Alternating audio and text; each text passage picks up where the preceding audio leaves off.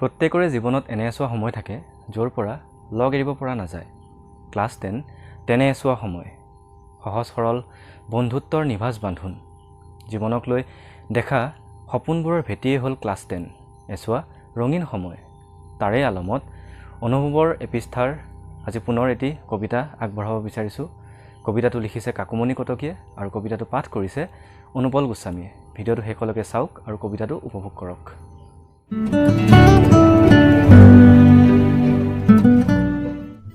হেৰা বন্ধু, ক্লাছ 10ৰ দিনবোৰ মনত পৰেনে? নে পাহৰি গলা ব্যস্ততাৰ ধামখুমীয়াত? তই নগলে ময়ো নাযাওঁ স্কুল। ঐ, উপপাদ্যবোৰ পাৰিবিনে? কবিতাৰ পংক্তিটোৰ প্ৰসংগ সংগতি দৰ্শাই ব্যাখ্যা কৰি আনিছনে? কিমান যে কথা। এতিয়া চাগৈ জীৱনৰ ব্যাখ্যা কৰি আছা। অসহজ জীৱনটোৰ সমানে দৌৰি হয়তো ভাগৰি পৰিছা। তথাপিও মনত নপৰেনে যাৰ সতে পাৰ কৰিলা কৈশোৰৰ এছোৱা সহজ সময়? ছায়েন্স, আৰ্টছ, কমাৰ্চৰ মজিয়াত সিঁচৰিত হৈ পৰা সকলোকে ক'ত পাবা আকৌ ক্লাছ 10ৰ সেই উচ্ছৃংখল শ্ৰেণীকোঠাত, য'ৰ পৰা আৰম্ভ হৈছিল যাত্ৰা। প্ৰিয় বন্ধুৰ খবৰ হয়তো পোৱা, কিন্তু সেইজন বন্ধুৰ খবৰ পোৱা নে যাৰ সতে বেছি কথা হোৱা নাছিল, ভগোৱা নাছিলা টিফিন বক্স, যদিও একেটা ক্লাছতে আছিলা সহচৰ হৈ?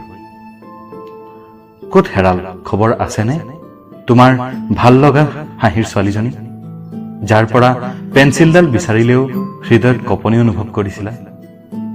তাই স্কুল নাহিলে ক্লাছত মনি নবহা হৈছিল। উন্মনা হৈ আছিলা নামহীন অনুভূতি এটাত। ক্লাছ 10ৰ বন্ধু, কম্পাছেৰে লিখা তোমাৰ নামটো আছেনে বাৰু? তুমি সদায় বহা বেঞ্চখনত এতিয়াও আগৰ দৰে, নে বছৰৰ ব্যৱধানত অস্পষ্ট হল? আৰু তোমাৰ বন্ধুৱে লিখি দিয়া প্লাহ চিহ্নৰ প্ৰেমবোৰ, লাজ পৰি গুচি যোৱা দুখৰীয়া হাঁহিবোৰ?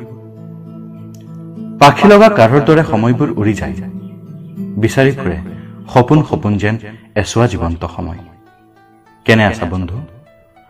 ক্লাছ 10ৰ শ্ৰেণীকোঠাটো মনত নপৰেনে?